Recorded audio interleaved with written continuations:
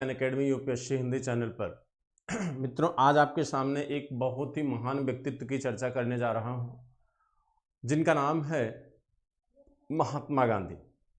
राष्ट्रपिता महात्मा गांधी। कहा जाता है कि महात्मा गांधी का जीवन पूरी तरह उनके कर्मों पर ही क्या है, निर्भर है।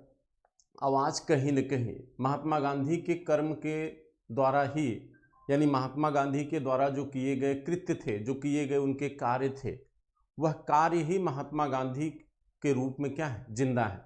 यानी हम कह सकते हैं कि गांधी मर तो गया, लेकिन गांधीवाद अभी भी क्या है, जिंदा है। यानी जो उनकी विचारधारा है वह आज भी हमारे लिए बेहद उपयोगी है और आज भी हमारी समस्याओं के समाधान के रूप में हमारे सामने एक विकल्प के रूप में क्या है, उपस्थित है। तो आज का जो टॉपिक है मित्रों, वो मूल रूप से गांधी और गांधी के सिद्धांत और दर्शन से जुड़ा हुआ है। लेकिन जो हमारी शुरुआत है वो गांधी के एक संक्षिप्त परिचय से शुरू होगी। एक छोटा सा हम गांधी का पहले परिचय देंगे, फिर गांधी के सिद्धांतों की चर्चा हम करेंगे। लेकिन एक चीज़ मैं आप लोगों को बता दूं, चूंकि प्री की क्लास है ये, तो प्री की क्लास होने की वजह से जब भी हम बात करेंगे गांधी के सिद्धांतों की, यानी उनका सत्याग्रह क्या है, उनका राजनीतिक दर्शन क्या है, उनके संदर्भ में अहिंसा क्या है, सर्वोदय क्या है, दार्शनिक अराजकतावाद क्या है, ठीक, गांधी का धर्म क्या है, धर्म का राज्य से संबंध क्या है, जब भी हम इन बातों की चर्चा करेंगे तो हम बहुत गहराई में नहीं जाएंगे, चूंकि ये मेंस के टॉपिक हैं। यहाँ पर हम ये चर्चा करेंगे संक्षिप्त में कि सर्वोदय का मतलब क्या है, अहिंसा का मतलब क्या है, ये विचारधाराएं उन्होंने कहाँ से ग्रहण किया, इसका क्या यूटिलाइजेशन है और वर्तमान में इसे हम किस तरह से देख सकते हैं। तो गांधी को हम इसी तरह से समझने की कोशिश मित्रों करेंगे और बहुत ही दमदार टॉपिक है आज का जो है, इसलिए ज़्यादा से ज़्यादा लोग जो है क्लास से जुड़ने की कोशिश करिए, ज़्यादा से ज़्यादा लोगों को जोड़िए क्लास से आज, ठीक है। चलिए तो हम शुरुआत करते हैं आज की जो आपकी क्लास है, गांधी।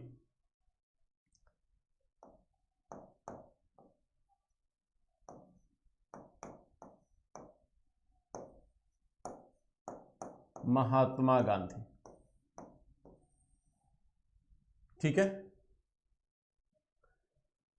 कहा जाता है कि आइंस्टीन ने गांधी के बारे में कहा था कि आने वाली जो पीढ़ियां हैं शायद वो ये विश्वास न करें कि इस तरह के हाड़ मास का कोई व्यक्ति भी इस पृथ्वी पर पैदा हुआ था। तो कहीं न कहीं हम लोग भी, चूंकि हमारी आगे की जो पीढ़ियां थी वो शायद गांधी के साथ काम की, गांधी को प्रत्यक्ष रूप से लोगों ने देखा था। हम लोग भले ही गांधी को साहित्य के माध्यम से या किताबों के माध्यम से जान पा रहे हैं, लेकिन कहीं न कहीं हम अपने पूर्व की यानी नज़दीकी पीढ़ियों से क्या है, जुड़े हुए हैं। इसलिए गांधी द्वारा किए गए कार्यों पर हम पूरी तरह क्या करते हैं, विश्वास करते हैं। लेकिन हमारी जो जनरेशन होगी, जो आने वाली एक दो जनरेशन के बाद की जनरेशन होगी, वो शायद ये विश्वास न करे कि इस पृथ्वी पर इस तरह के कर्म करने वाला व्यक्ति भी कोई पैदा हुआ था। तो मित्रों, ये गांधी के द्वारा किया गया जो कर्म है वो एक आइडियोलॉजी हो सकती है, हर मनुष्य इस तरह का कृत्य नहीं कर सकता। और जिस दिन सच में अगर हर व्यक्ति इस तरह के विचार और कर्म करने लगेगा तो शायद ये दुनिया एक आइडियल दुनिया होगी, एक आदर्श दुनिया होगी, और आदर्श विश्व का निर्माण संभव नहीं है मित्रों। बात समझ रहे नहीं, क्योंकि व्यक्ति जो होता है वो एक अपनी, उसकी एक अलग व्यक्तिगत आइडियोलॉजी होती, व्यक्तिगत विचार होता है। गांधी ने जो डेवलप किया वो उनके अपने व्यक्तिगत विचार थे, और शायद अगर गांधी उस अपने विचार से पूरी दुनिया को प्रभावित कर पाए होते या पूरे भारत को प्रभावित कर पाए होते तो शायद जो है दुनिया इनके विचारों की तरह निर्मित होती, ठीक। अब हम ये देखेंगे कि आखिर इनके थॉट क्या थे, लेकिन उसको जानने से पहले एक छोटा सा परिचय, एक संक्षिप्त परिचय। मैं जानता हूँ कि आप गांधी के बारे में बहुत कुछ जानते हैं, हमें बताने की ज़रूरत नहीं है, लेकिन फिर भी मेरा दायित्व है कि हम शुरुआत वहीं से करें जहां गांधी की शुरुआत होती है, ठीक है। तो चलिए वहीं से शुरुआत करते हैं। देखिए, कहते हैं कि गांधी का जन्म, इनके जन्म की अगर हम बात करें तो इनका जन्म होता है 2 अक्टूबर, थोड़ा सा फैक्ट बात मैंने फैक्चुअल ना जानकारी आपको दे दें, 2 अक्टूबर 1869 को इनका जन्म हुआ। कहाँ पर? पोरबंदर में। पोरबंदर कहाँ पड़ता है? गुजरात में। पोरबंदर पड़ता है कहाँ पर? गुजरात में। ठीक, पोरबंदर में महात्मा गांधी का क्या होता है? जन्म होता है। ठीक है, कहा जाता है इनके जो पिता हैं, देखिए इनके पिता हैं करमचंद गांधी। इनके पिता मित्रों करमचंद गांधी हैं। करमचंद गांधी दीवान के पद पे थे, यानी एक संभ्रांत परिवार से थे। ठीक है, यानी कहा जाता है कि करमचंद गांधी उस समय गुजरात के राजकोट,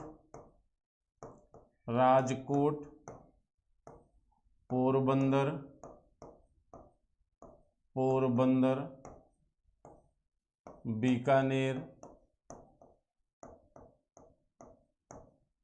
के क्या थे? दीवान थे।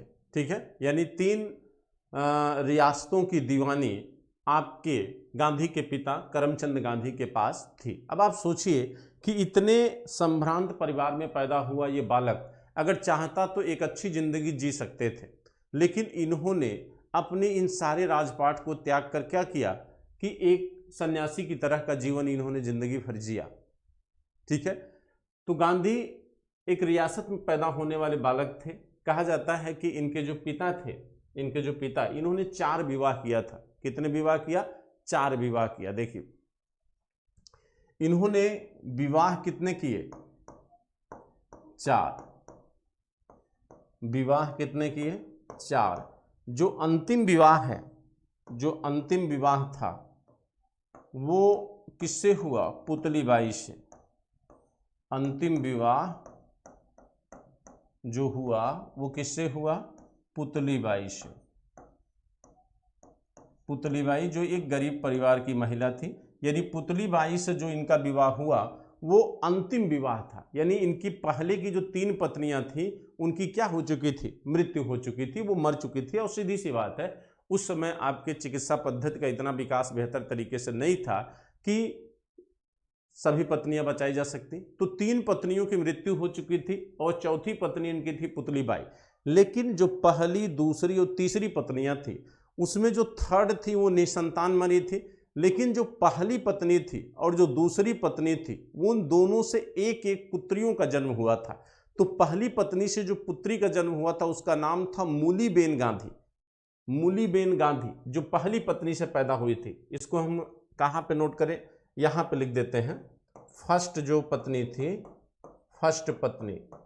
फर्स्ट पत्नी से एक पुत्री पैदा हुई थी जिनका नाम था मूलीबेन गांधी, यानी आप इनको गांधी के बहन कह सकते हैं। और जो सेकंड पत्नी थी, सेकंड पत्नी से भी एक पुत्री पैदा हुई थी जिनका नाम था पान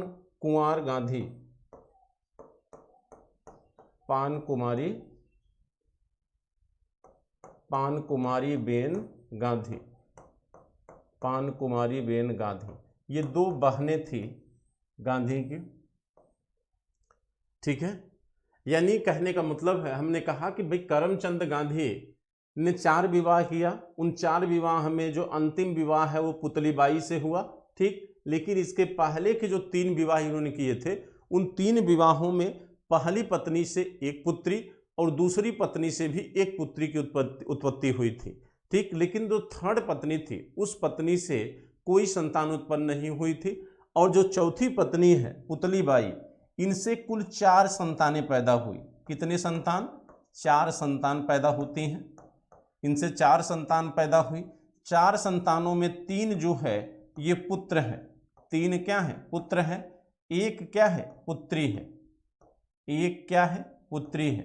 अब देखिए इन 3 पुत्रों में गांधी चारों संतानों में गांधी सबसे छोटी संतान थे। चारों संतानों में गांधी सबसे छोटी संतान थे। यहाँ जो इनके सबसे बड़े भाई थे उनका नाम था लक्ष्मीदास और दूसरे थे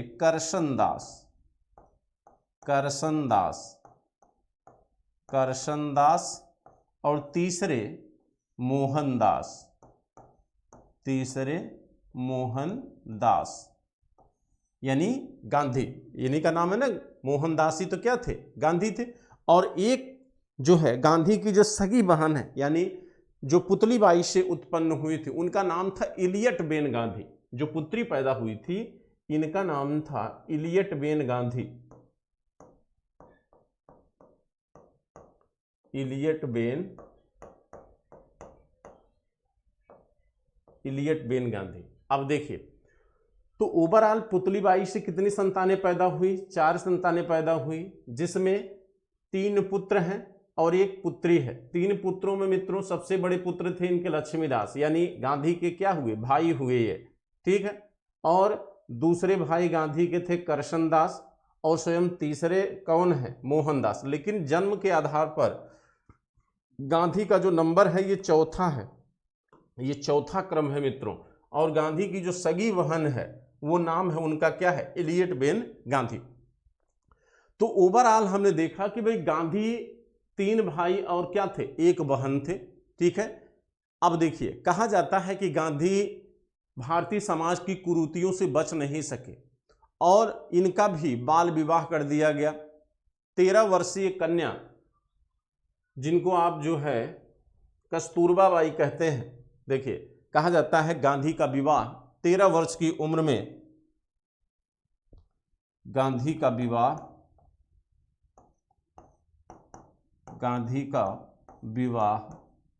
13 वर्ष की उम्र में,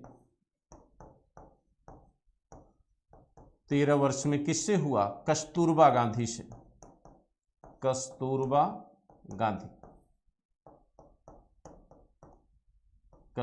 गांधी से 13 वर्ष की उम्र में इनका क्या होता है, विवाह होता है। और ये कहीं न कहीं एक तरीके से क्या है, बाल विवाह है मित्रों, ये कहीं न कहीं एक तरीके से क्या है, बाल विवाह है, ठीक। तो अब आप देखिए, इसको नोट कर लीजिए आप लोग जो है, ये सारी चीजें आप लोग नोट करते चलिए मित्रों, आप लोग इसको नोट कर लीजिए, फैक्ट जरूरी है, कभी कभी पूछता भी है, ठीक है।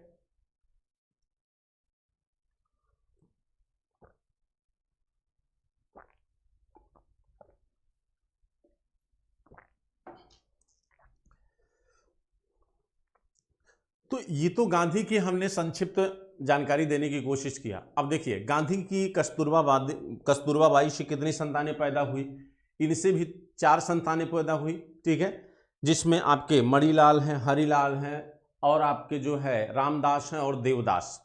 ये 4 इनके क्या थे, पुत्र थे गांधी के, जो किससे पैदा हुए थे, कस्तूरबा बाई से। उनके नाम भी आप लोग नोट कर लीजिए।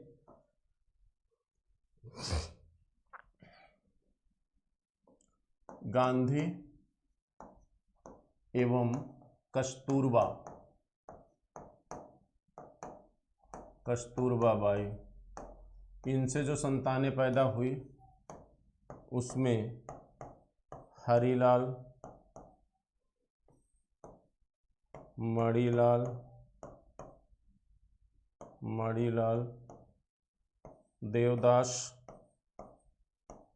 और रामदास, ये 4 संतानें गांधी की थी, ठीक है।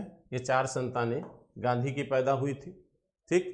यानी कस्तूरबा से और गांधी से कितनी संतानें पैदा हुई, 4, जिसमें हरिलाल, मणिलाल, रामदास और देवदास थे। अब देखिए, अब हम बात करेंगे गांधी के जीवन की, यानी गांधी के जीवन में किस तरह से विकास की संकल्पनाएं धीरे धीरे आगे बढ़ती हैं। तो ये तो पारिवारिक बैकग्राउंड हमने गांधी की बताया, मैंने गांधी का पारिवारिक बैकग्राउंड चर्चा किया। अब देखिए, कहा जाता है कि गांधी के जीवन में शिक्षा का जो प्रारंभ है वो राजकोट रियासत से होता है।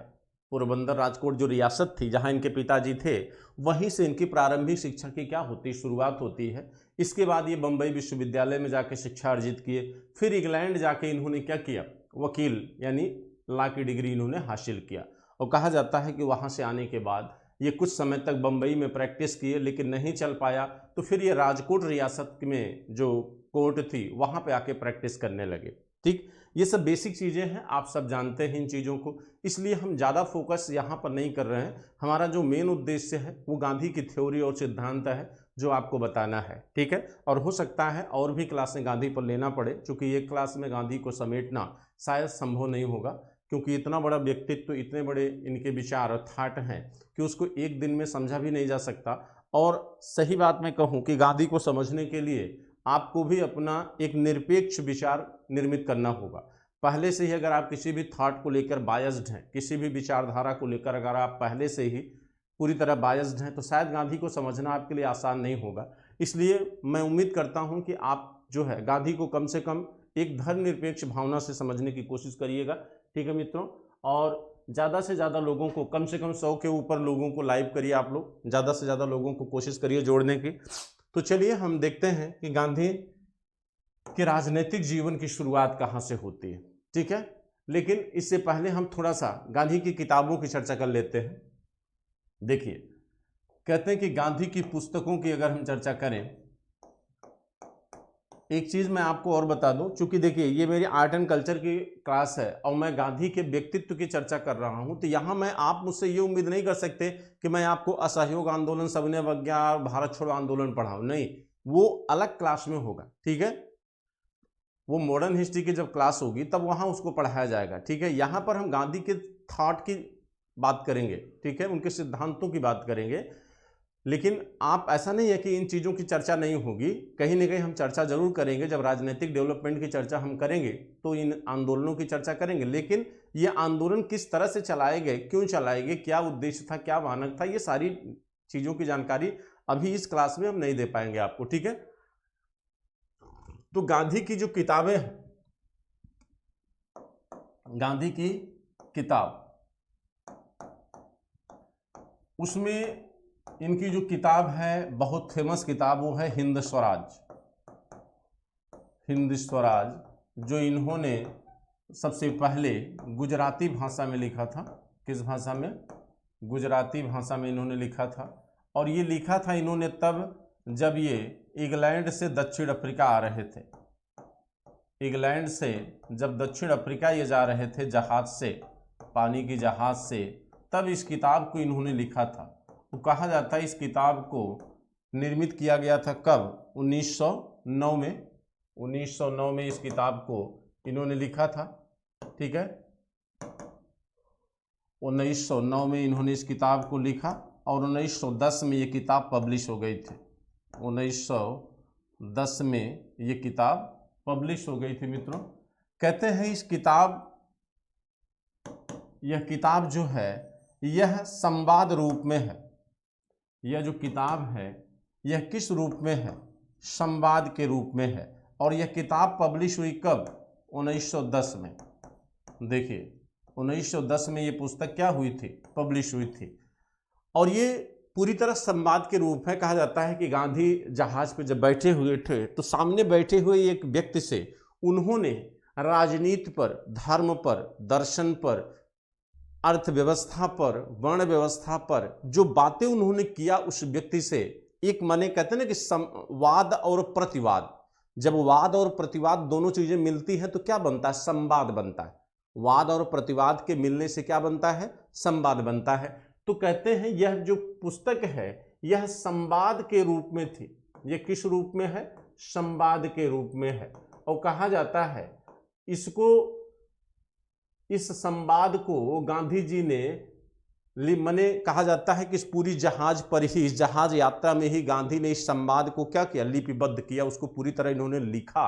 और कहा जाता है कि बड़ी मेहनत से उन्होंने लिखा था। जब थक जाते थे तो दाएं हाथ के बजाय बाएं हाथ से भी इसमें इन्होंने क्या किया? लिखा है। लगभग 45 पेज इस पुस्तक की बाएं हाथ से गांधी ने क्या किया है? लिखा हुआ है। तो हिंद स्वराज पुस्तक में ही गांधी के विचार पूरी तरह उभर कर सामने आते हैं। गांधी ने अपने विचारों का सबसे विस्तृत तरीके से जो विवरण दिया है वह इस हिंद स्वराज में ही दिया है। यानी कहने का मतलब है कि अगर यदि आप हिंद स्वराज पुस्तक को अच्छी तरीके से पढ़ें तो शायद गांधी के विचार पूरी तरह आपके सामने क्या हो जाएंगे? स्पष्ट हो जाएंगे। ये मेरा कहना है मित्रों। और हिंद स्वराज, मैं आपसे भी कहूँगा कि अगर आप यूपीएससी के स्कॉलर हैं, अगर आप परीक्षा दे रहे हैं, तो गांधी की इस पुस्तक हिंद स्वराज को आप जरूर पढ़ें। बहुत मोटी नहीं है, बहुत ही माने ज़्यादा नहीं, लगभग 200 पेजों में होगी और आसानी से आप 2 दिन में ख़त्म कर सकते हैं इस पुस्तक को। तो इस पुस्तक को जरूर आप पढ़िए, आपका विचार गांधी को लेकर कहीं ना कहीं क्या हो जाएगा, क्लियर हो जाएगा। ये पुस्तक गांधी की बहुत इंपॉर्टेंट पुस्तक है। बाद में इसका जो है अंग्रेजी अनुवाद और हिंदी अनुवाद भी किया गया। इसके बाद कहा जाता है कि गांधी की जो दूसरी पुस्तक है, गांधी की जो दूसरी पुस्तक है वह है सत्य के साथ मेरे प्रयोग, एक्सपेरिमेंट विद माई ट्रुथ। ये जो गांधी की आत्मकथा है, सत्य के साथ मेरे प्रयोग, गांधी की आत्मकथा जो दूसरी पुस्तक है, एक्सपेरिमेंट विद ट्रुथ, सत्य के साथ मेरे प्रयोग, सत्य के साथ मेरे प्रयोग, एक्सपेरिमेंट विद ट्रुथ।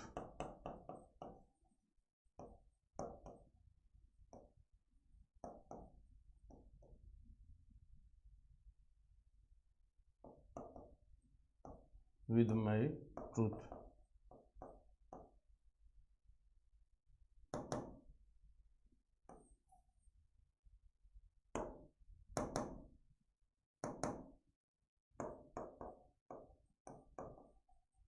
ये जो किताब है ये गांधी की क्या है, आत्मकथा है। सत्य के साथ मेरे प्रयोग, ये गांधी की आत्मकथा है। ये भी कई बार किताब क्या की गई, पूछी गई। इसके बाद जो सबसे महत्वपूर्ण किताब है इनकी, मेरे सपनों का भारत, मेरे सपनों का भारत। ये लोग आप लोग नोट करते चलिएगा, मेरे सपनों का भारत। ये किताब इन्होंने इंडिया में लिखा था, मेरे सपनों का भारत। यानी इसमें जो इन्होंने रामराज्य की संकल्पना है वो इस पुस्तक में इन्होंने दिखाया है, ठीक है। क्योंकि इनके सपनों का भारत कैसा था, रामराज्य जैसा, ठीक। तो रामराज्य की संकल्पना इस पुस्तक में इन्होंने क्या किया है, दिखाने की कोशिश की। इसके बाद एक किताब इनकी थी ग्राम स्वराज। एक किताब इनकी है विलेज स्वराज, जिसको कहा गया इंग्लिश में ग्राम स्वराज, ठीक है। और ग्राम स्वराज के अतिरिक्त एक किताब इन्होंने लिखा था दक्षिण अफ्रीका में सत्याग्रह, दक्षिण अफ्रीका में सत्याग्रह। ग्राम स्वराज इनकी एक किताब है, ग्राम स्वराज। दूसरी है दक्षिण अफ्रीका में सत्याग्रह, दक्षिण अफ्रीका में सत्याग्रह, दक्षिण अफ्रीका में सत्याग्रह। कितनी किताबें हो गई, 5। पहला हिंद स्वराज, दूसरा सत्य के साथ मेरे प्रयोग, ये उनकी आत्मकथा है। ये क्या है, ये गांधी की आत्मकथा है। ये मित्रों गांधी की क्या है, आत्मकथा है, ठीक है।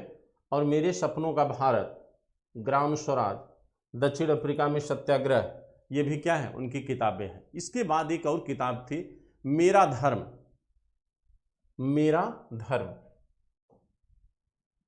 अगली है 7वीं जो पुस्तक है मेरा धर्म है, मेरा धर्म। और इनकी जो अगली किताब महत्वपूर्ण है वो है सच्चाई ही भगवान है, सच्चाई ही भगवान है, सच्चाई ही भगवान है, ठीक है। ये किताब भी गांधी की क्या है, इंपॉर्टेंट है, ठीक है। तो ये तो रही किताबें। अब हम बात करते थोड़ा सा पत्रों को, माने समाचार पत्रों यानी पत्रिकाएं कौन कौन सी इनकी संपादित हुई थी, ठीक है। जैसे इंडियन ओपिनियन है, हरिजन है, यंग इंडिया, नवजीवन, ये इनकी पत्रिकाएं हैं, समाचार पत्र पत्रिकाएं।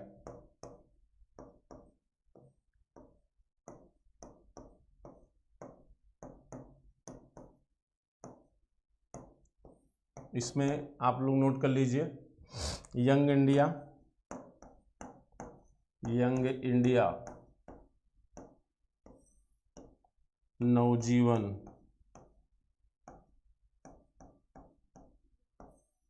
और हरिजन। यंग इंडिया, नवजीवन, हरिजन और आपकी जो है इंडियन ओपिनियन, एक जो इनकी पत्रिकाएं हैं गांधी की, इंडियन ओपिनियन।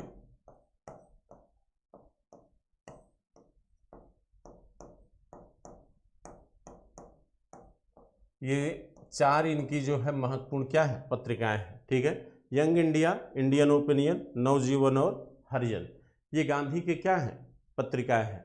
ठीक, तो ये रहा आपके सामने हमने जो बताया, गांधी के समाचार पत्र, ठीक, और गांधी की किताबें, उसकी चर्चा हो गई।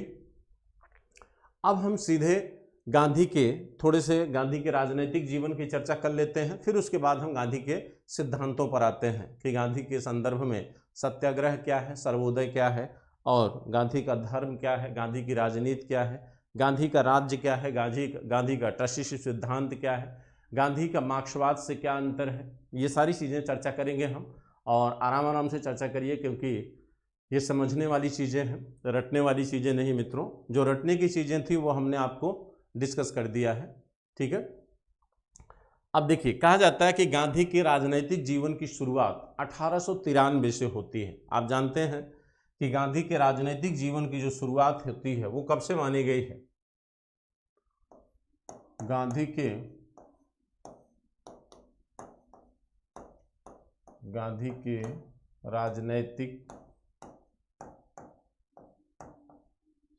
राजनैतिक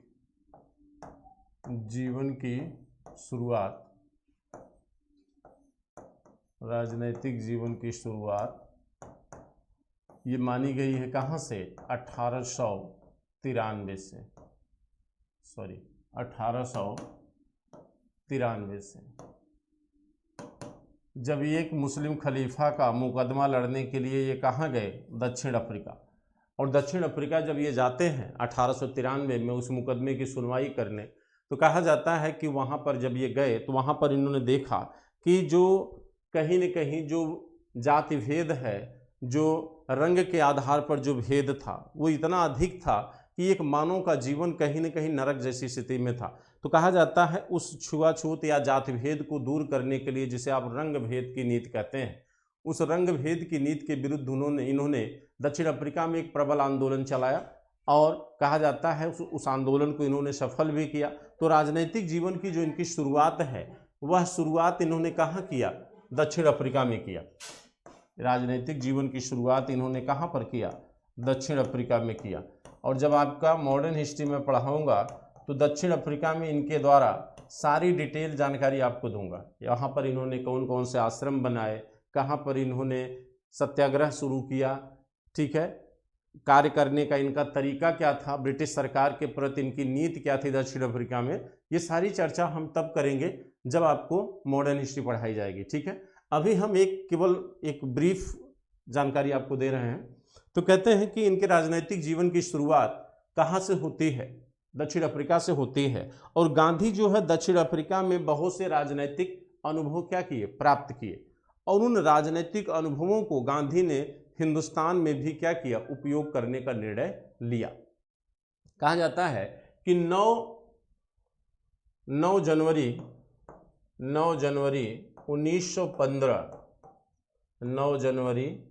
1915 को गांधी का हिंदुस्तान आगमन होता है। बम्बई में इनका क्या हुआ? आगमन हुआ। इनके गुरु हुआ करते थे गोपाल कृष्ण गोखले। इनके गुरु थे गोपाल कृष्ण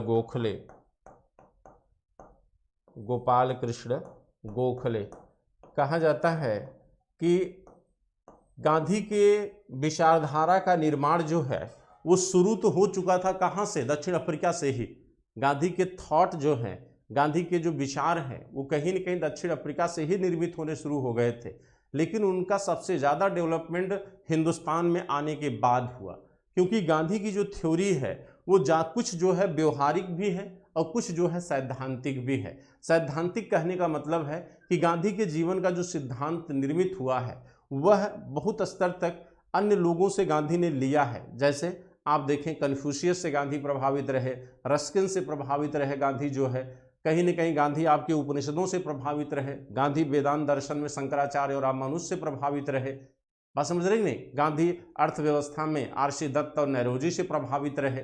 तो इस तरह गांधी का जो सैद्धांतिक थाट है, जो गांधी की सैद्धांतिक विचारधारा है, उसके निर्माण में कहीं न कहीं तत्कालीन साहित्य और विद्वानों का भी एक अहम योगदान रहा।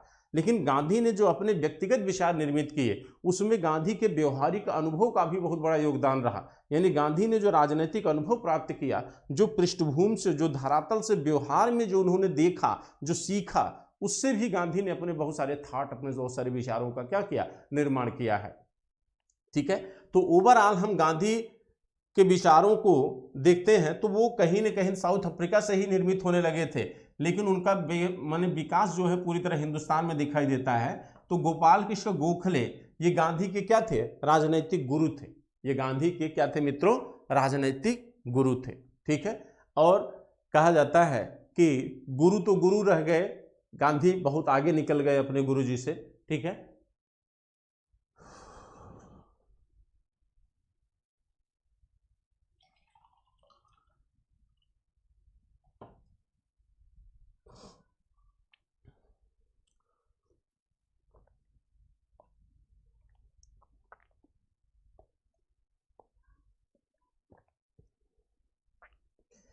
अब देखिए कहते हैं कि गांधी का जब आगमन हुआ, जब ये मुंबई के तट पर गांधी उतरे, तो उस समय हिंदुस्तान में कांग्रेस की स्थापना हो चुकी थी। 1885 में कांग्रेस धरातल पर आ चुकी थी और गांधी एक सफल आंदोलन का नेतृत्व करके वापस आए थे मित्रों। तो कहते हैं कि गांधी चूंकि सफल आंदोलन का नेतृत्व करके आए थे, इसलिए भारत में भी इनकी प्रतिष्ठा काफी क्या थी, बढ़ चुकी थी। और कांग्रेस ही नहीं, बहुत सारे ऐसे संगठन थे जो ये चाहते थे कि गांधी हमारे संगठन से, हमारे आंदोलन से क्या करे, जुड़े। ठीक, लेकिन गांधी का यह मानना था कि हम उसी संगठन या उसी आंदोलन से जुड़ेंगे जो उनकी विचारधारा के क्या हो, अनुकूल है। या तो वह संगठन उनकी विचारधारा के अनुसार चलेगा या गांधी अपने अनुसार उस संगठन को क्या करे, संचालित करे। तो कहा जाता है कि यहां पर गांधी ने निर्णय लिया कि हम जब तक भारत की पृष्ठभूमि को नहीं समझेंगे तब तक हम किसी आंदोलन या संगठन से नहीं जुड़ेंगे। और यहां पर गांधी ने पदभ्रमण के माध्यम से भारत की पृष्ठभूमि यानी वास्तविकता को समझने की क्या किया, कोशिश किया। और कहा जाता है कि आप जानते हैं कि गांधी इसी समय जो है, जो अपना राजसी वस्त्र था उसको भी उन्होंने क्या किया था, छोड़ दिया था। मधुबनी बिहार की घटना है, मधुबनी आप जानते हैं। कहा जाता है कि वहाँ पर गांधी चूँकि हर घर पदयात्रा कर रहे थे, चीज़ों को समझने की कोशिश कर रहे थे।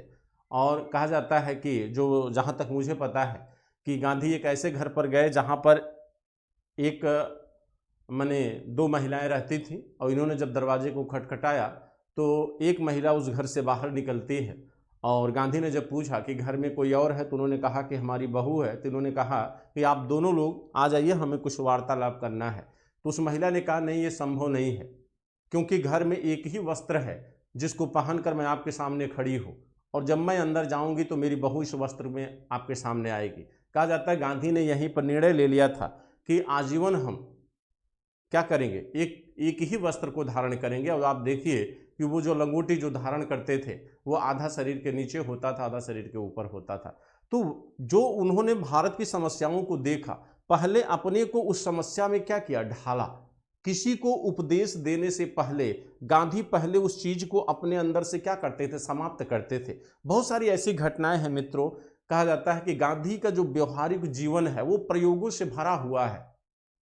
बहुत सी ऐसी घटनाएं दिखाई देती है, नहीं तो यह व्यक्ति इतना महान हो ही नहीं सकता था। कहते ना कि गांधी अगर आज जिंदा है तो वो अपनी विचारधारा के आधार पर ही जिंदा है।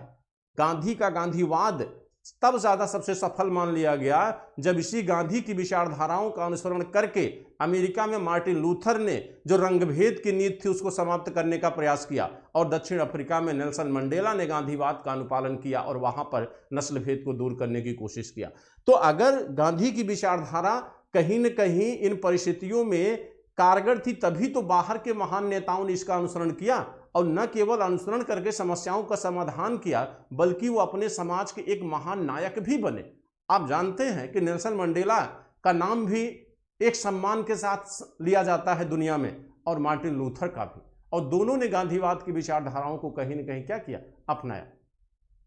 तो कहा जाता है कि यहां पर गांधी जो है, गांधी जब आए तो वहां पर गांधी ने क्या किया, यह निर्णय लिया कि हम भी क्या करेंगे, एक ही वस्त्र धारण करेंगे। आज के नेताओं और तब के नेताओं में बड़ा फर्क होता है मित्रों। आज आप सोचिए, आज आप महामारी के दौर में हैं, लेकिन क्या नेताओं के रहन सहन, खान पान या उनके संसाधनों में कोई गिरावट आई है? नहीं आई। आपकी गरीब जनता, कहते हैं ना कि आज के समय में कोई भी विपदा देश पर जब आती है तो उसमें मरने वालों की संख्या गरीबों की होती है, अमीरों की नहीं होती है। आज के जो राजनेता हैं वह अपने संसाधनों में, अपनी सुख सुविधाओं में कमी नहीं कर सकते हैं, लेकिन उस समय के जो नेता होते थे वह पहले समस्याओं को अपने अनुकूल क्या करते थे, स्वयं उस समस्या को अपने अंदर से दूर करते थे। एक छोटा सा वाकया मैं आपको बताता हूं गांधी के बारे में। कहा जाता है कि गांधी जब गुजरात में पोरबंदर में आश्रम में जब रहते थे, चूंकि 1916 में उन्होंने आश्रम वहां पर बनाया था, पीसीएस में कई बार ये प्रश्न आया हुआ है। एक जात के चूंकि बनिया तो ये भी थे, एक जायसवाल जी थे, उनका बेटा गुड़ खाता था बहुत, तो गुड़ खाने से क्या था कि उस बच्चे के पेट में बहुत सारे कीड़े पड़ गए थे। तो वो पिता अपने बच्चे को बार बार ये कहता था कि बेटा गुड़ मत खाया करो, लेकिन वो मानता नहीं था। तो उनको लगा कि अगर गांधी ये बात इससे कह दे तो ये गुड़ खाना छोड़ देगा।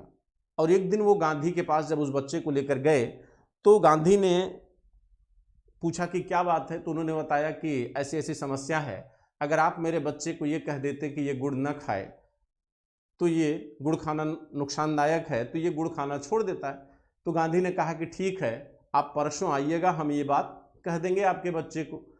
और जब परसों वो आए अपने बच्चे के साथ तो गांधी ने उस बच्चे से कहा कि बेटा गुड़ मत खाया करो, गुड़ खाना नुकसानदायक है। तो उसने कहा कि अगर आपको सिर्फ इतना ही कहना था तो आपने उसी दिन क्यों नहीं कह दिया। तो गांधी ने कहा कि चूंकि उस दिन गुड़ मैं भी खाता था, इसलिए मैं इस बच्चे से कैसे कहता कि गुड़ जो है खाने से नुकसान करता है। तो ये तो एक वाकया है, एक कथानक है, लेकिन हम यहाँ पर ये बात नहीं कहते कि नहीं गांधी बहुत ज़्यादा रियलिस्टिक थे। लेकिन हाँ, ये सच है कि गांधी उस राजनेताओं में से थे जो किसी भी चीज़ का निदान बताने से पहले उस बीमारी को अपने अंदर से क्या करते थे, दूर करते थे। और आप देखें तो कहा जाता है कि इन्होंने भारतीय पृष्ठभूमि को समझने की कोशिश किया और बहुत सारे आंदोलन को इन्होंने सफल भी बनाया। जब कांग्रेस सफल नहीं हो रही थी तब के दौर में इन्होंने चंपारण, खेड़ा, अहमदाबाद जैसे आंदोलन को सफल बनाया। असहयोग, सविनय अवज्ञा और भारत छोड़ो आंदोलन के माध्यम से इन्होंने देश के लिए क्या किया, आज़ादी का एक महान योगदान दिया है। ये उनका योगदान है जो आज हम खुली स्वतंत्रता माने खुले आसमान में सांस ले रहे हैं। लेकिन गांधी की नज़रों में क्या आज़ादी के मायने यही थे? यही समझना है कि गांधी की नज़रों में क्या आज़ादी के मायने यही थे? नहीं, आज़ादी का मायना ये नहीं था कि ब्रिटिश सरकार छोड़कर चले गए, अंग्रेज चले गए, हिंदुस्तान छोड़कर यही आज़ादी है। गांधी की नज़रों में आज़ादी का मायना ये नहीं था। न तो गांधी की नज़रों में आज़ादी थी, ना ही भगत सिंह की नज़रों में आज़ादी थी। गांधी का ये कहना था कि आज़ादी का मतलब है कि हम अंग्रेजियत से आज़ादी पा जाए। अंग्रेजियत माने क्या होता भाई? अंग्रेज तो समझते हो, अंग्रेजियत माने क्या होता है? अंग्रेजियत मतलब होता है उनका कल्चर, उनकी परंपराएं, उनका विचार, उनके थॉट। और आज भी अगर आप देखें तो कहा जाता है कि अंग्रेज हिंदुस्तान से चले गए लेकिन अंग्रेजियत वो दे कर गए। आज भी आप वैचारिक रूप पे गुलाम हो अंग्रेजों के, आज भी आप अंग्रेजों की चीज़ों को ही क्या कर रहे हो, अपना रहे हो। आपका जो प्रसार है, आपका जो विचार है, वो आज भी भौतिकतावादी संस्कृति से क्या है, प्रभावित है। आज भी क्या है, भौतिकतावादी संस्कृति से क्या है, प्रभावित है। गांधी ने कहा था कि विकास और आधुनिकता क्या दोनों एक हैं, क्या दोनों अलग हैं? ये प्रश्न उन्होंने खड़ा किया था कि विकास और आधुनिकता का मतलब क्या है। अब आप ही सोचिए कि क्या विकास और आधुनिकता एक है? कहते हैं कि विकास और आधुनिकता ये दोनों एक हैं, क्योंकि आधुनिकता जो है किससे जुड़ी है, पाश्चात्यकरण से। आधुनिकता का संबंध क्या है, पाश्चात्यकरण से। और पाश्चात्य संस्कृति में विकास के जो मॉडल हैं वही आधुनिकता के मॉडल हैं। और उसी आधुनिकता को हम क्या कहते हैं, उसी मॉडल को हम क्या कहते हैं, विकास कहते हैं। यानी कहने का मतलब है कि सड़कों का सुंदर होना, भवनों का ऊंचा होना, वस्त्रों का पाश्चात्य संस्कृति जैसा होना, और खान पान का जो तरीका वर्तमान में है जिसे आप पाश्चात्य संस्कृति मानते हैं, अगर इन सारी चीज़ों को आप अपना रहे हो तो यही क्या है, विकास का है। जबकि इन्हीं को हम आधुनिकता का पैरामीटर मानते हैं। और इसी आधुनिकता को हमने कहाँ से लिया, पाश्चात्य संस्कृति से लिया। तो पाश्चात्य संस्कृति ने ही विकास का वो मॉडल आपके सामने रखा है जिसके रहमो कदम पर आप क्या कर रहे हैं, चल रहे हैं। तो इसका मतलब है कि आपने अंग्रेजों को छोड़ा, अंग्रेजियत को नहीं छोड़ा। गांधी का यही कहना था कि हमारी आज़ादी का मतलब है कि हम विचारधारा से आज़ाद हो, हम सिर्फ अंग्रेजों को हिंदुस्तान से बाहर करके आज़ादी हासिल नहीं कर सकते। हमें अंग्रेजियत से आज़ादी चाहिए, जो उन्होंने विचारधारा हमारे ऊपर लादा है, हमें उससे आज़ादी चाहिए। अब आप लोग, कुछ लोग ये सोच रहे होंगे कि क्या गांधी विश्व की अन्य संस्कृतियों का विरोध करते थे? नहीं, गांधी विश्व की अन्य संस्कृतियों का विरोध नहीं करते थे। गांधी ये कहते थे कि हम ऐसे घर में नहीं रहना चाहते जिसमें चारों तरफ दीवारें हों, जिसमें खिड़कियां भी ना हो। यानी उनके कहने का मतलब है कि मैं ऐसे स्थान पर नहीं रहना चाहता, मैं ऐसे देश का निर्माण नहीं करना चाहता जहां पर कोई भी बाह्य संस्कृति न आ सके। मैं ऐसा देश नहीं बनाना चाहता जो चारों तरफ से दीवारों से घिरा हो, जिसमें कोई खिड़कियां भी ना हो। उनका यह कहना था कि नहीं, मैं ऐसा भारत नहीं बनाने चाहता, मैं ऐसा भारत चाहता हूं जिसमें विश्व की सभी संस्कृतियों की विशेषताएं आ सके। लेकिन मैं ऐसा भारत भी नहीं चाहता हूं कि जहां भारत की अपनी मूल विशेषताएं ही समाप्त हो जाए। मैं ऐसा भारत नहीं चाहता। मैं, ये सच है कि मैं विश्व की विभिन्न सांस्कृतिक विशेषताओं को अपनाने के लिए तैयार हूं, लेकिन मैं इस बात पर तैयार नहीं हूं कि भारत की जो अपनी मूल वर्जिन है, जो अपनी मूल विशेषताएं हैं, उसी से मैं वंचित हो जाऊं। मुझे ऐसा भारत नहीं चाहिए मित्रों। तो बहुत सारी ऐसी चीजें हैं, ठीक है, लेकिन एक क्रमबद्धता में चलें तो ज़्यादा समझ में आएगा। तो चलिए, हम गांधी के राजनीतिक जीवन को नहीं बताएंगे, क्योंकि आप सब जानते हो, सब असहयोग आंदोलन, सत्याग्रह, खिलाफत आंदोलन सब आप पढ़े हैं। तो हम गांधी के थाट की शुरुआत करते हैं, ठीक है, कि गांधी के संदर्भों में सत्याग्रह क्या है, वहां से शुरुआत करते हैं मित्रों, ठीक है। बाकी आपको कोई समस्या, एक अगर आपसे उम्मीद करूं, आप कोशिश करते अगर ये 150 हो जाता तो बहुत अच्छा होता। एक अलग तरह की एनर्जी दिखाई देती मित्रों, और मुझे उम्मीद है आप लोग पहुंचा सकते हैं।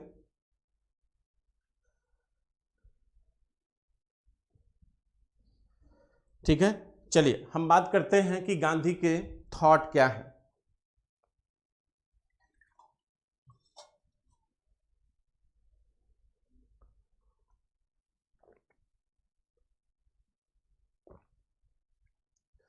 चलिए, गांधी के सिद्धांत।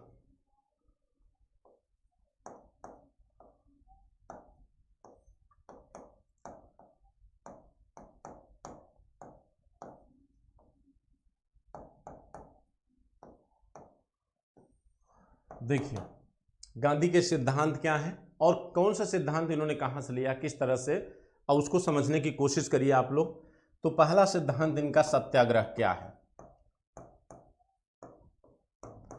गांधी का सत्याग्रह क्या है? सत्याग्रह, अगर इसका संधि विच्छेद करें तो सत्य के लिए किया गया आग्रह ही सत्याग्रह है। सत्य के लिए किया गया आग्रह, सत्य के लिए किया गया आग्रह, सत्य के लिए किया गया आग्रह क्या है? सत्याग्रह है, ठीक है। ये तो शब्द माने, आप इसको माने शब्द विश्लेषण करके ये निकाला हमने कि सत्याग्रह का शाब्दिक अर्थ क्या होता है? सत्य के लिए किया गया आग्रह। लेकिन गांधी की नजरों में सत्याग्रह क्या था? गांधी की नजरों में सत्याग्रह, अब देखिए यहां से थाट है और इसको बहुत गौर से समझिएगा।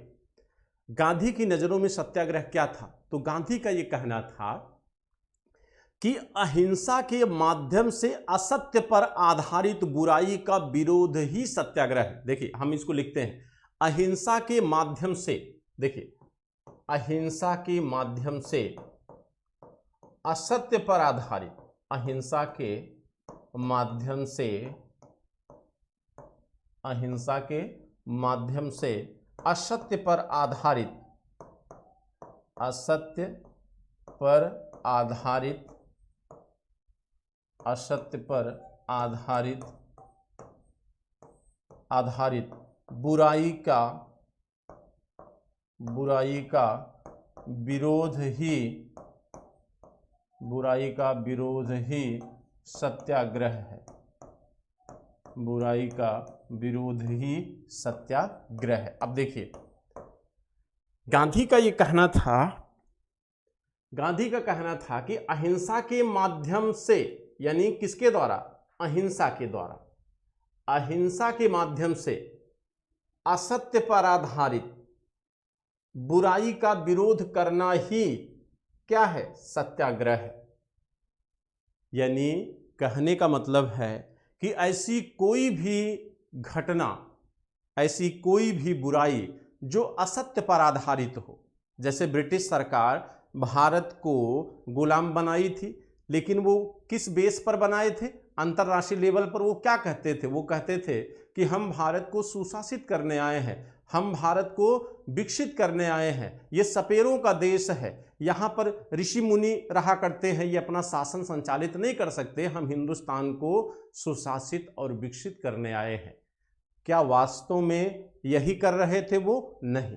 उनका मूल उद्देश्य क्या था? भारत का आर्थिक शोषण। तो असत्य हुआ कि नहीं हुआ? यानी वो झूठ बोलकर हिंदुस्तान पर अपनी सत्ता कब्जा किए हुए थे। तो गांधी का ये कहना है कि अहिंसा के माध्यम से, यानी हम उन अंग्रेजों का विरोध तो करेंगे क्योंकि उन्होंने असत्य के आधार पर भारत पर कब्जा किया है, तो हम उनकी इस बात का विरोध करेंगे, लेकिन उसके लिए आधार क्या होगा? अहिंसा। हम हिंसा नहीं करेंगे, हम अहिंसा के आधार पर, हम अहिंसा के माध्यम से असत्य का, असत्य पर आधारित बुराई का क्या करेंगे? विरोध करेंगे। वही क्या होगा? सत्याग्रह होगा।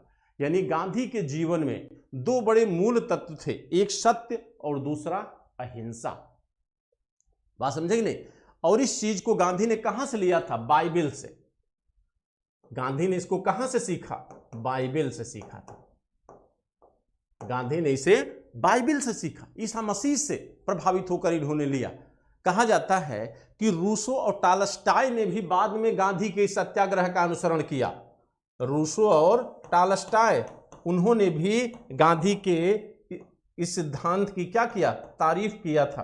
टॉलस्टॉय, इन्होंने भी गांधी के सत्याग्रह की क्या किया? तारीफ किया, रूसो और टॉलस्टॉय ने भी। तो गांधी का यह सत्याग्रह जो है किसी भी परिस्थिति में पूरी तरह क्या था? सफल था। ये जिस हिंदुस्तान में इसको इन्होंने आजमाया, उस परिस्थिति में सत्याग्रह का अनुसरण करना गांधी की मजबूरी भी थी और ये उस समय का सबसे बेहतर तरीका भी था, क्योंकि गांधी का ये मानना था कि अगर हिंसा के माध्यम से आप किसी भी चीज को अचीव करते हो तो वह आने वाले समय में हिंसा का ही क्या करेगी? विस्तार करेगी। यानी कहने का मतलब गांधी का ये था कि अगर हम हिंसा के माध्यम से हिंदुस्तान को आजाद करते तो आजाद भारत भी हिंसाग्रस्त ही होता। यानी बुराई से हम बुराई का अचीवमेंट, बुराई से अच्छाई का अचीवमेंट नहीं कर सकते। हम बुरा होकर, मैंने कहने का मतलब इनका था कि बुराई से अच्छाई को नहीं पाया जा सकता। अगर आप का साधन बुरा होगा तो साध्य भी बुरा होगा। इसीलिए उचित साधन के द्वारा उचित साध्य की प्राप्ति गांधी का क्या होता था? ध्येय होता था। यानी साध्य आपका बेहतर तभी हो सकता है जब आपका साधन क्या हो? अच्छा हो। यानी उचित साधन से ही उचित साध्य की प्राप्ति संभव है। बात समझ रहे नहीं? और आप जानते हैं कि गांधी का जो दर्शन है ईश्वर को लेकर, धर्म और सत्य को लेकर, उसके संदर्भ में गांधी क्या कहते हैं? गांधी कहते हैं कि सत्य ही ईश्वर है, ईश्वर ही सत्य है। गांधी कहते हैं कि सत्य ही ईश्वर है, ईश्वर ही सत्य है। देखिए, गांधी कहते हैं कि सत्य ही ईश्वर है और ईश्वर ही सत्य है। सत्य ही ईश्वर है, ईश्वर ही सत्य है, ईश्वर ही सत्य है। और यह दर्शन रामानुज एवं शंकराचार्य से प्रभावित है। अब आप सोचिए, गांधी कहते हैं सत्य ही ईश्वर है, ईश्वर ही सत्य है, और यह सत्य जो है हर व्यक्ति के क्या होता है? अंदर होता है। यह सत्य जो है हर व्यक्ति के अंदर होता है, हर व्यक्ति के अंदर होता है। अब आप सोचिए, अगर सत्य हर व्यक्ति के अंदर है, अगर सत्य हर व्यक्ति के अंदर है तो ईश्वर भी हर व्यक्ति के क्या है? अंदर है। ठीक, क्योंकि गांधी की नज़रों में सत्य और ईश्वर में कोई अंतर नहीं था। गांधी ये कहते थे कि सत्य ही ईश्वर है, ईश्वर ही सत्य है, और सत्य हर व्यक्ति में है तो हर व्यक्ति ही क्या है? ईश्वर है। हर व्यक्ति क्या है? ईश्वर है। इसी आधार पर गांधी ये कहते थे कि व्यक्ति जो है पैदाइशी क्या होता है? अच्छा होता है। ये समाज, ये व्यवहार, ये पर्यावरण उसे बुरा बनाते हैं। बात समझे नहीं? इसी प्रयास से, चूंकि गांधी का ये विश्वास होता है कि सत्य और ईश्वर हर व्यक्ति के अंदर होता है, यानी अच्छाई जो है हर व्यक्ति के अंदर होती है। बस प्रयास ये होना चाहिए कि उसे किस तरह से जगाया जाए, उसके ऊपर जो बुराइयां हैं उसे किस तरह से हटाया जाए, ताकि जो सत्य रूपी विश्वास उसके अंदर है वह कैसे जो है फिर से क्या हो, उभर सके। इसीलिए गांधी आप देखिए तो कभी अंग्रेजों से गांधी घृणा नहीं किए, क्योंकि गांधी का ये मानना था कि अंग्रेज भी क्या है, एक मनुष्य है, सत्य इनके अंदर भी है। ये तो कुछ बाह्य रूपी ऐसी बुराइयां हैं जो इनको क्या की हैं, घेर रखी हैं। और इसीलिए गांधी ये प्रयास करते थे कि अंग्रेजों के अंदर जो सत्य है, यानी उनका मानना था कि ये भी क्या है, व्यक्त हैं, माने व्यक्ति हैं, तो इनके अंदर भी अच्छाइयां हैं, सत्य इनके अंदर भी है, बस जरूरत है उसको उभारने की। इसीलिए कहा जाता है कि गांधी उनके सामने क्या करते थे, सत्याग्रह करते थे। ठीक है, तो ये दर्शन माना जाता है कि गांधी का ये रामानुज और शंकराचार्य से क्या है, प्रभावित है। ये रामानुज और शंकराचार्य से प्रभावित है। कहते हैं ना कि शंकराचार्य ने भी कहा था, शंकराचार्य का दर्शन क्या है, ब्रह्म सत्यम जगत मिथ्या ब्रह्मो जीवो न परा। यानी शंकराचार्य के दर्शन जो अद्वैतवाद का जो सिद्धांत है उसमें उन्होंने भी ये बताने की कोशिश किया है कि ब्रह्म ही एकमात्र सत्य है। उसी तरह माने गांधी ने भी कहा है कि ईश्वर ही क्या है, सत्य है, सत्य ही ईश्वर है। यानी इन्होंने भी सत्य को ही क्या किया है, अनिवार्य रूप से स्वीकार किया है। उसी तरह शंकराचार्य के दर्शन में केवल किसकी सत्ता स्वीकार की गई है, ब्रह्म की सत्ता स्वीकार की गई है। रामानुज और शंकर ने ब्रह्म की सत्ता को क्या किया है, स्वीकार किया। तो इनका ये जो दर्शन है ये शंकराचार्य और रामानुज से क्या है, प्रभावित है। ठीक है, तो गांधी का जो दर्शन है वो कहीं न कहीं जो है वो इस सत्य से पूरी तरह क्या है, प्रभावित है। ठीक है, अच्छा, दूसरी चीज ये कहा जाता है कि गांधी अपने जीवन में आर्थिक समानता के आधार पर, आर्थिक समानता को लेकर नेहरूजी और आरसी दत्त से बेहद प्रभावित थे। अब आप जानते हैं कि चूंकि आपके दादा भाई नेहरूजी ने आर्थिक विश्लेषण किया था, ठीक है, चूंकि उन्होंने ड्रेन वेल्थ थ्योरी का सिद्धांत दिया था, धन बहिर्गमन का सिद्धांत दिया, जिसके द्वारा दादा भाई नेहरूजी ने यह बताया कि किस तरह से अंग्रेज हिंदुस्तान का शोषण कर रहे हैं। ठीक, गांधी रमेश माने आरसी दत्त से और दादा भाई नेहरूजी के आर्थिक सिद्धांत से बेहद प्रभावित थे।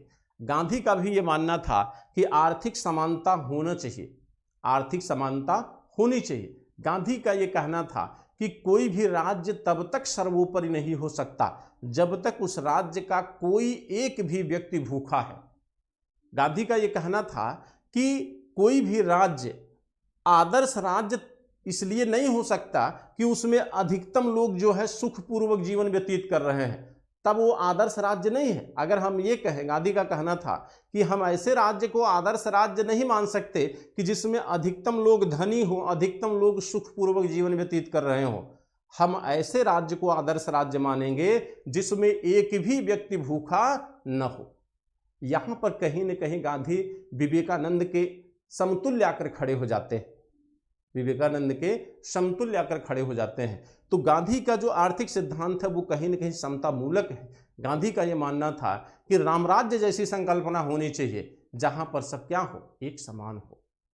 ठीक है, तो गांधी के सिद्धांत की थ्योरी की हम चर्चा मित्रों करेंगे, लेकिन क्लास चूंकि ओवर जा रही है और अभी थोड़ी सी टेक्निकल प्रॉब्लम उसको सही करवाना है, उसी की वजह से थोड़ा क्लास भी डिले हुई।